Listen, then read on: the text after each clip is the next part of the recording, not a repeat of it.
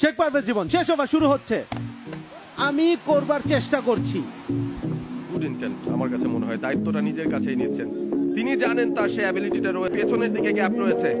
কোথায় যাবেন সাইফুদ্দিন? মেরেছেন তিনি মিড উইকেটের দিকে, ফিল্ডার আছেন সেখানে। মাত্র একটা রান, মাত্র একটা রান। নাসুম স্ট্রাইকে এসেছেন। 4 বল থেকে প্রয়োজন 11। আবাহনী লিমিটেড আজকে তাদের ম্যাচটা জিতেছে জিকেএসপিতে।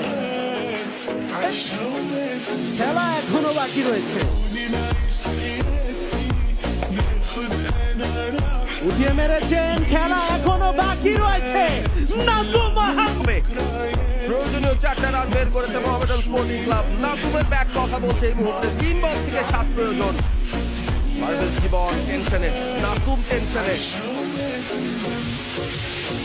জায়গায় দাঁড়িয়ে শটটা খেলতে চাইলেন, টার্নে পরাস্ত। 2 বল থেকে 7। দায়িত্বটা মনে হচ্ছে নাসুমকে নিতে হবে ম্যাচটা জেতানোর। এই বলে একটা বাউন্ডারি লাগবে। এখনো বেঁচে থাকবে, কিন্তু একটা বাউন্ডারি হয়তো বা লাগবে। থার্ড আম্পায়ারের স্বর্ণপূর্ণ হয়েছেন স্কয়ার লেগ আম্পায়ার স্টাম্পিং এর জন্য। কোনো সন্দেহ নেই এখানে, একেবারেই ফেয়ার ডেলিভারি শেখ পারভেজ জীবনের কাছ থেকে। নাসুম আহমেদ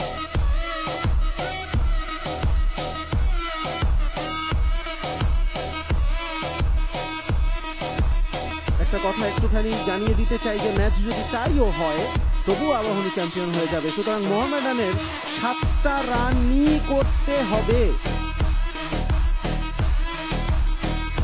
2 বল বাকি রয়েছে।